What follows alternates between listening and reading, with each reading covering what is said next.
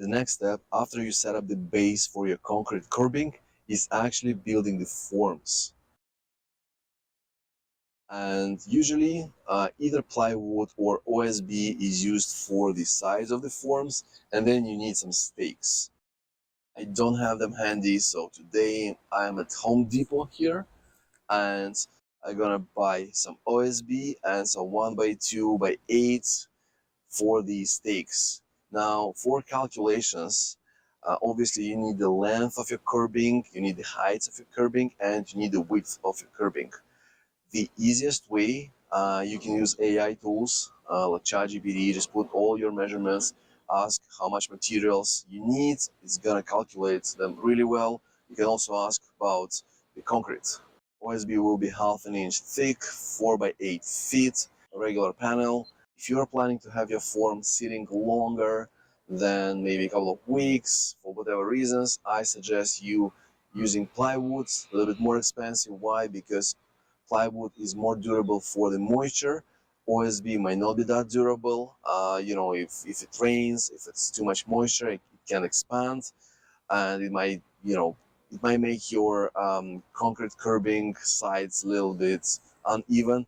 I ended up getting a 1/4 inch OSB panel and 4 1x2s. 1/4 inch is good enough. 1/2 an inch was a bit heavier than I needed, and I can just add a little bit more stakes to make it really sturdy. If you are building really thick concrete curbing, you might need to go with the 1/2 an inch.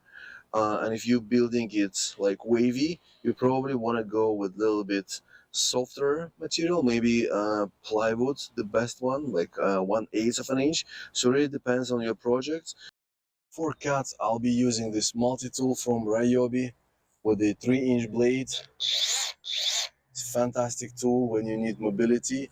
And to mark the lines,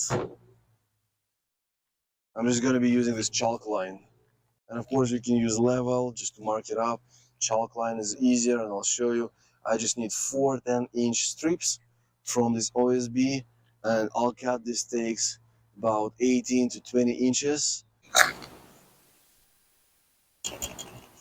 Just give it a little bit of shaking, and you see it's already having lots of chalk.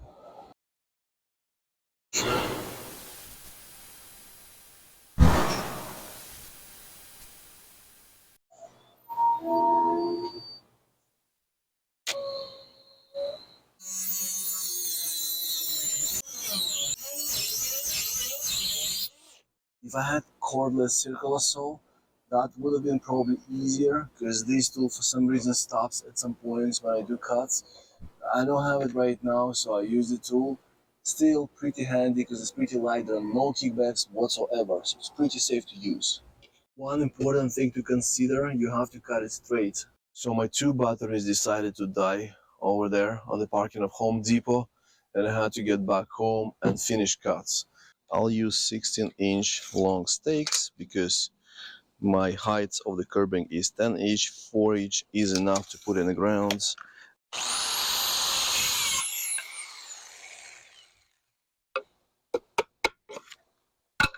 And here we go. I have lots of stakes. I have 2 boards for the longest curbing and boards for the shortest curbing. Also, since I have 6-inch width, there are a couple of spacers. And next step is to build a form for the curbing. It's time to put the forms on, but before we're doing, in my case, the concrete curbing will be touching the foundation and the concrete slab on the other side, and I want to clean up the surface. So I'm going to use the grinder with the steel brush, and of course protection for the eyes and the face.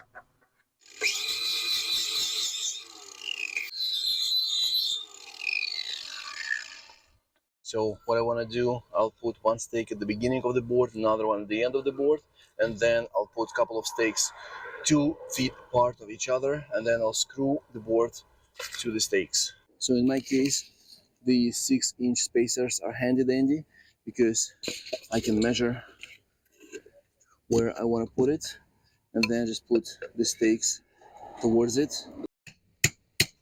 Just because I forgot to bring heavier sled hammer, but I suggest having like little sled hammer will make it easier to put the stakes on. Depending on the base you put, I have hard compacted base, so definitely need something heavier, but I can work with this one.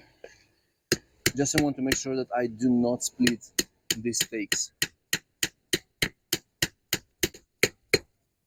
Another tip, make stakes a little bit lower than your boards. It will make it easier to level the concrete.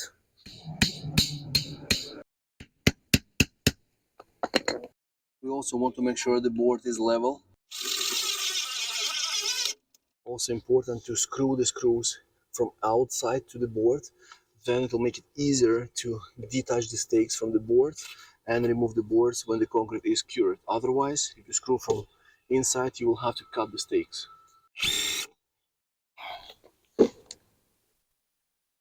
Perfect.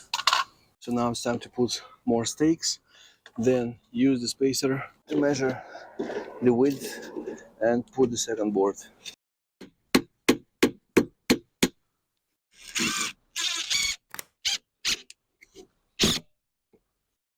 So you put the spacer on the other side.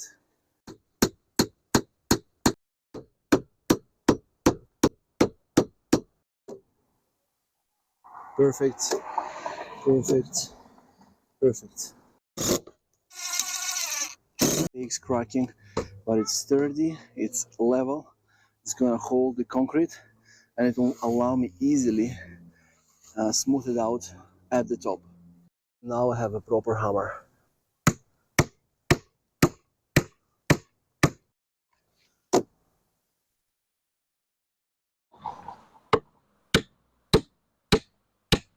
If you can see, these stakes are not going straight. The challenge with that too, there are lots of stones, large ones, so when it hits a large stone, it obviously goes sideways.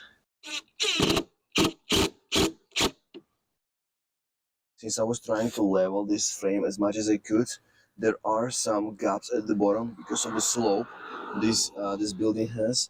So I'm gonna throw a little bit of crushed stones here to close the gap. Anyways, this gap is not bad to avoid, sagging of the concrete. And then I will tamper it with this sled hammer.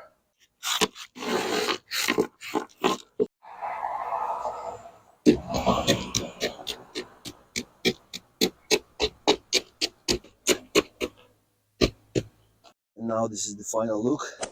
This one will be 45 degrees. This is the other, all enclosed, no gaps. A little bit of dirt here, it's fine. Overall, all gravel base. This is essential because we're gonna enforce it with some rebars as well. And that's it for this framing. Watch my next video where I'm gonna show how to enforce it with rebars, how to pour the concrete, and how to finish this project. And for now, thanks for watching, and as usual, let me know if you have any questions or comments below. Cheers!